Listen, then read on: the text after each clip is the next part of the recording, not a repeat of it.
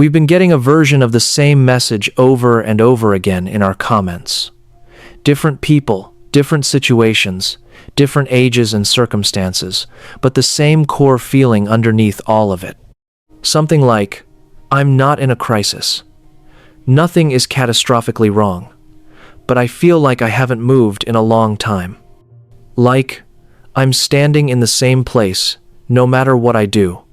If that's where you are right now, not broken, not hopeless, but stuck in a way you can't quite explain, this video is for you. Because here's what psychology keeps finding, and what almost nobody talks about clearly enough. Feeling stuck is not a personality flaw. It is not evidence that you're weak, or directionless, or incapable of growth. It is a recognizable psychological state with specific, identifiable causes. And the reason so many people stay stuck longer than they need to is not because they aren't trying hard enough. It's because they're trying to solve the wrong problem. Today, we're going to name what's actually happening underneath that stuck feeling, not to give you a 5-step productivity plan, but to give you something more useful than that genuine understanding of why your brain is doing what it's doing and what it actually needs to move again. The first reason you keep feeling stuck is that you are operating under a story that has quietly stopped being true. Every person carries an internal narrative, a set of beliefs about who they are, what they're capable of, and what's available to them. Most of the time, this narrative runs in the background, so familiar it's invisible. And many of these beliefs were formed a long time ago, in circumstances that no longer exist, by a version of you who was working with much less information than you have now. I'm not someone who finishes things. People like me don't get to have that. Every time I try, something goes wrong. These are not just thoughts. Psychologists who study cognitive schemas, the mental frameworks through which we interpret experience, have found that when a person's internal narrative is fixed and limiting, their brain will unconsciously filter out evidence that contradicts it and collect evidence that confirms it. In other words, the story keeps finding proof that it's true. Not because the story is accurate, but because the brain is extraordinarily good at confirming what it already believes. Feeling stuck, in this case, is not a failure of effort. It is the natural result of a mind running on an outdated map.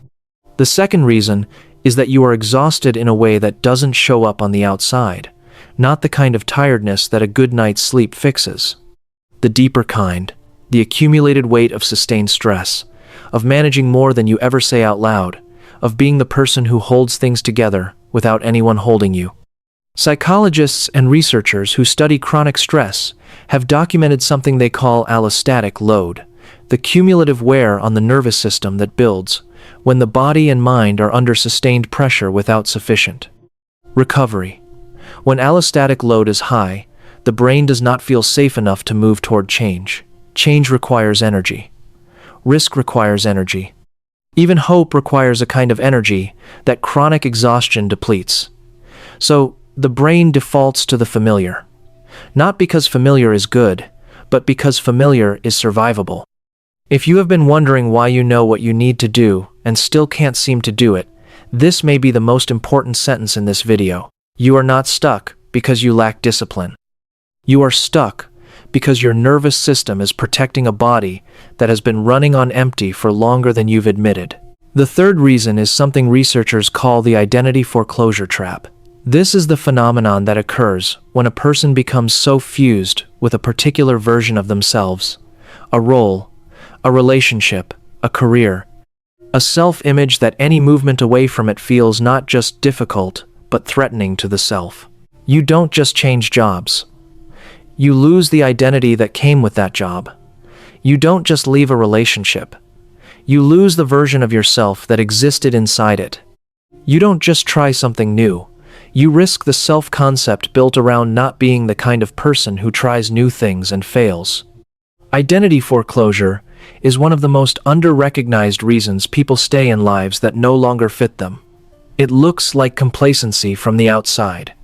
From the inside, it feels like loyalty to something you can't quite name.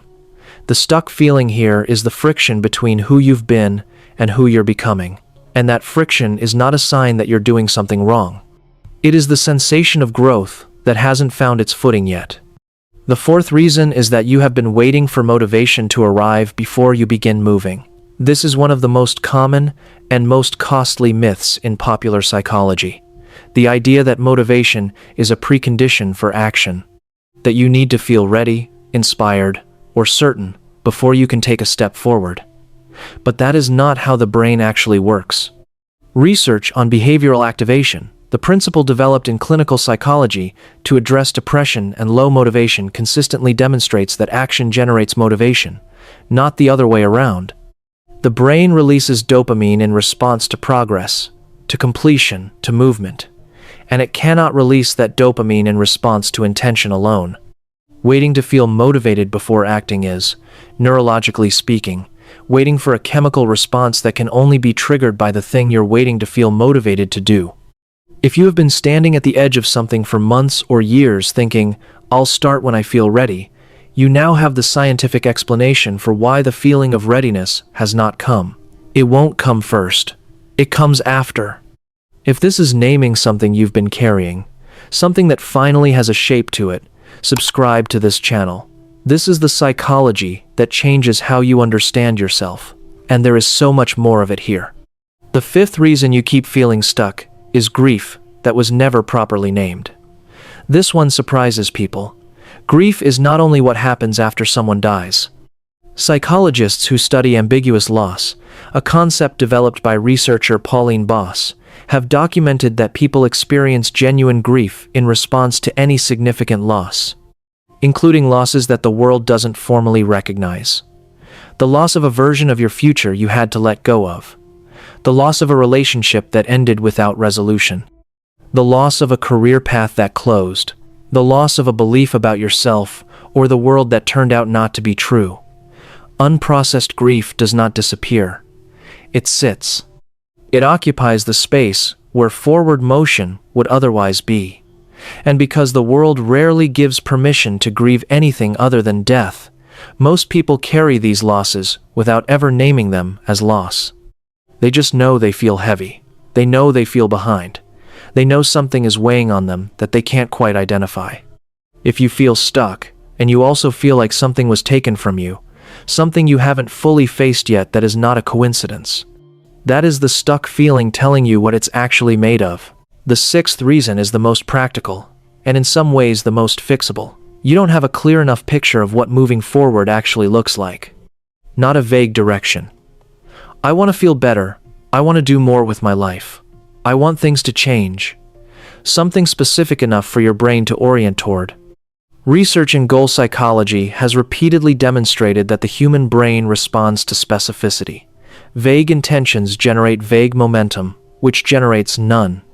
The brain cannot move efficiently toward a destination it cannot picture. And without a clear enough picture, the default is to stay where it is because where it is, at least, is known. If you have been feeling stuck without being able to articulate exactly what you are stuck between where you are and where you want to be, that gap is not motivational. It is informational.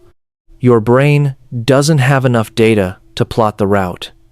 And the solution is not to try harder.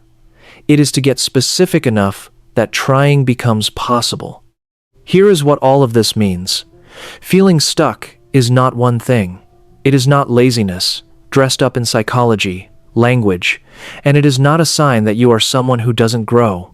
It is the result of specific, identifiable, and in most cases, addressable conditions, outdated internal narratives, nervous system depletion, identity friction, the motivation myth, unprocessed loss, and the absence of a clear enough picture of where you want to go.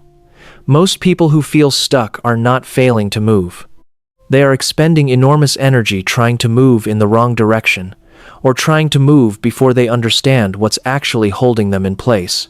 Understanding what's underneath is not a detour from getting unstuck.